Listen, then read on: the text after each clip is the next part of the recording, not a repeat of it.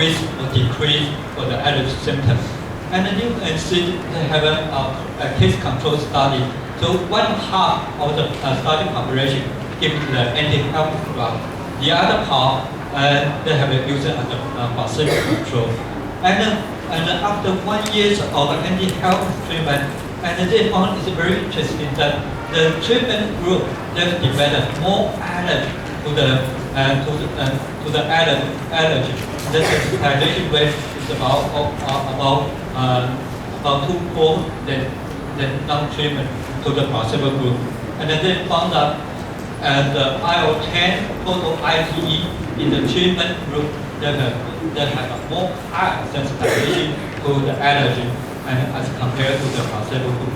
So the conclusion says that maybe in mainland the parasite can vegetation somewhat can prevent the child to develop allergy to the our environmental factor. And if you remove that factor, if you remove the parasite, helmet, they got a lot of chance the child would they have an IgE, they don't know where to go, and somewhat they become allergic and sensitized to the allergy and develop allergy symptoms. So it's very ambiguous that we don't know how to do this because we want to remove the parasite infection. But once we remove the parasite infestation, got more sensibility to sensitize to our environmental factor. So we maybe have to judge under these two factors. So I will also mention that one of the most important allergen in our area, not just for Vietnam, not just for Singapore, and then also for Taiwan, we have a lot of sensitization to the hot dust mite. This is the dermatophagoid peronism in the cornea, and also it's very important for Phomia tropicale. So what is the size for hot dust mite? This is the biomatch and tip. So you can see that one of the dust mite will also crawl on the tip of the biomatch. So if you judge by the hot dust mite, definitely for the environment, the weather factor will cause to affect the growth of the hot dust mite. So if you're using the Taiwan as for the example, Taiwan, in the north part of Taiwan, we have a cold and a humidity and temperature. And then from Tainan by city in Kaohsiung, they have a hot and humidity climate. So in these two kind of climate, you will determine when you check for the sensitization for these three species for hot dust mite. The climate area and Phomia tropicale under 10%, Taichung also under 10%. But when you cross temporary zone to Tainan and Kaohsiung, the Phomia tropicale will increase very high, more than 20%, and even in Hualien and Taichung, over 25%. So this figure shows that when you have a different geographic area, you have a different temperature, will cause a different sensitization for the allergy. You have to judge about your environment. So hot dust mite, they have a very certain property that will cause them to become allergenic because hot dust mite they have produced a lot of protease secretion. This kind of protease secretion will cause the disruption for the epithelial cell, and then they got more chance to become sensitized to the immunological cell. And then after this immunological cell, it will cause the so-called type 2 immunological response.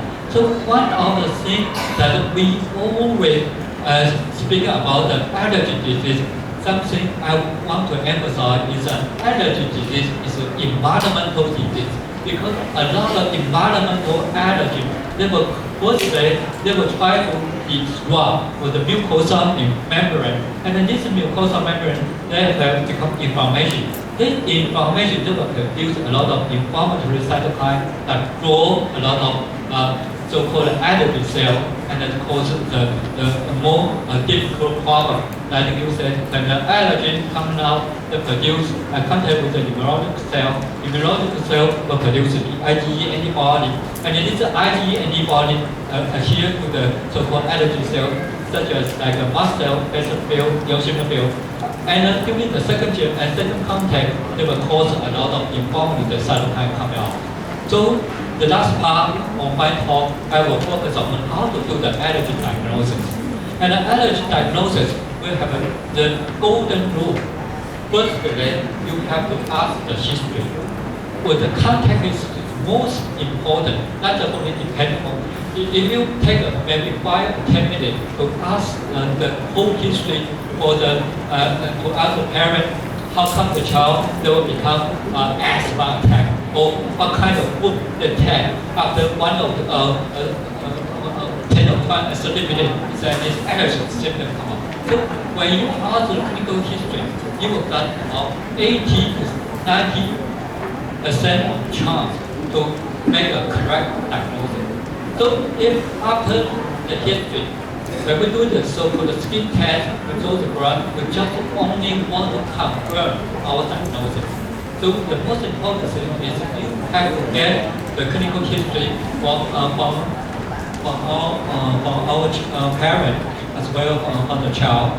And then when we were doing the next step, is that we want to confirm is the really this is the truly allergy that will cause the problem.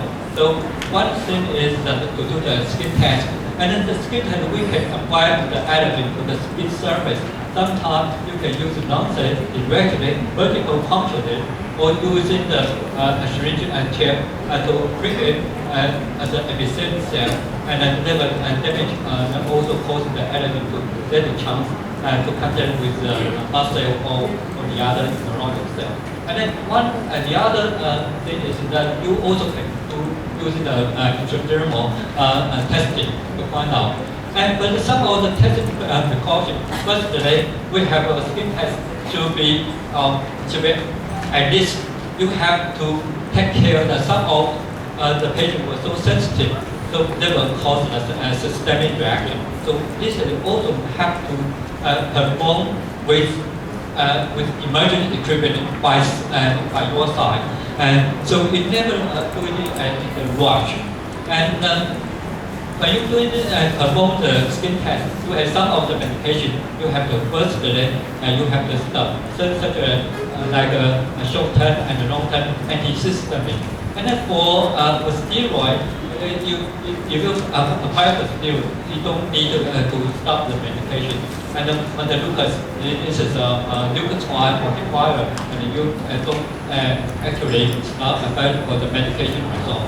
So this is the easy way to do it. And then you have to apply for the allergens in the surface, or using the syringe directly apply for the intradermal. And then the allergens have at least 3 centimeters apart. And so this is the intradermal test. And intradermal test you have to use a very small amount to do it, and just on about 0.05 ml is enough to do the test.